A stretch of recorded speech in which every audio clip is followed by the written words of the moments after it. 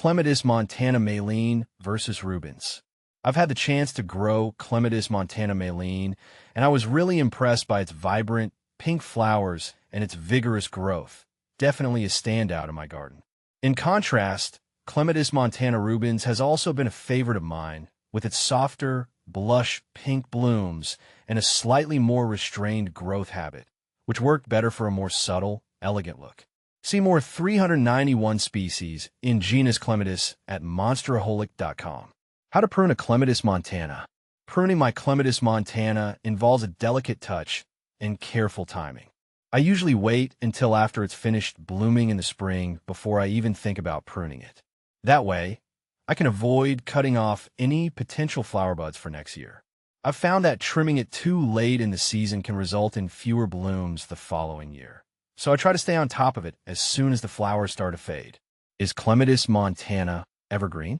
As for whether Clematis montana is evergreen, I've found that it's not. In the winter, its leaves tend to fall off, leaving behind bare stems until spring rolls around again. It's something to keep in mind if you're looking for year-round greenery in your garden. Is Clematis montana poisonous to dogs? I've heard that Clematis montana can be toxic to dogs if ingested, so I always make sure to keep an eye on my furry companions when they're out in the garden. It's just not worth the risk, especially since my pups tend to be curious about everything they come across. When do you prune Clematis montana? Knowing when to prune Clematis montana is crucial for maintaining its health and promoting abundant flowering. I've learned that the best time to prune is right after it finishes blooming in the spring. This allows me to remove any dead or overgrown stems without sacrificing next year's blooms. It's a delicate balance, but it's worth it to see those beautiful flowers year after year. When does Clematis montana flower? When it comes to flowering, Clematis montana is a reliable performer in my garden. It typically blooms in late spring to early summer, covering itself in a profusion of delicate flowers. The exact timing can vary depending on the specific variety and growing conditions, but I always look forward to the spectacle of its blooms each year. When to plant Clematis montana. I've found that Clematis montana thrives when planted in a sunny spot with well-draining soil. I usually plant mine in the spring, once the threat of frost has passed. That way, it has plenty of time to establish itself before the heat of summer sets in. With proper care, it grows quickly and rewards me with a stunning display of flowers year after year. Where to buy Clematis montana? When it comes to buying Clematis montana, I prefer to support local nurseries and garden centers. I've found that they often have a better selection of healthy plants, and I can get personalized advice from knowledgeable staff. However, if you can't find what you're looking for locally, there are plenty of reputable online retailers that offer a wide variety of Clematis montana cultivars. Can Clematis montana be grown in pots? I've never tried growing Clematis montana in pots myself, but I've heard that it can be done with the right care and attention. It's important to choose a large enough pot with good drainage, and to use a high-quality potting mix. Regular watering and fertilizing are also key to keeping it happy and healthy in a container. Can Clematis montana grow in shade?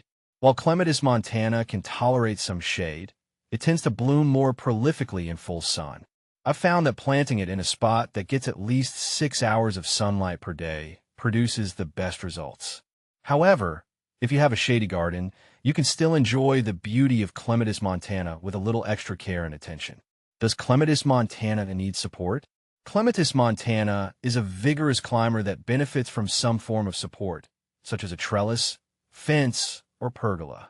I've found that providing it with a sturdy structure helps to guide its growth and prevents it from sprawling out of control.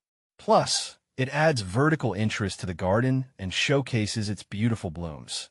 How fast does Clematis montana grow? In my experience, Clematis montana is a fast grower once it gets established. With the right growing conditions, it can put on several feet of growth in a single season. It's important to keep an eye on it and provide support as needed to prevent it from becoming tangled or overgrown. How long does Clematis montana flower for? Clematis montana typically flowers for several weeks in late spring to early summer, depending on the specific variety. I've found that deadheading spent blooms can help to prolong the flowering period and encourage new growth. It's a simple task that only takes a few minutes, but can make a big difference in the overall appearance of the plant. How to propagate Clematis montana. Propagating Clematis montana can be done through various methods, such as layering, division, or stem cuttings.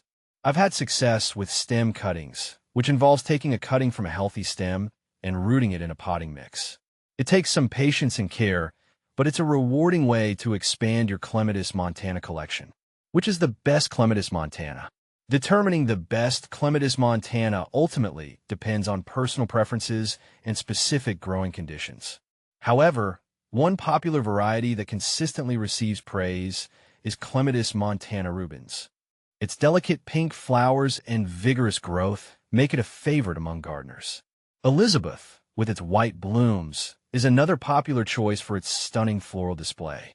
Ultimately, the best variety for you will depend on factors such as flower color, mature size, and suitability to your garden's climate and conditions.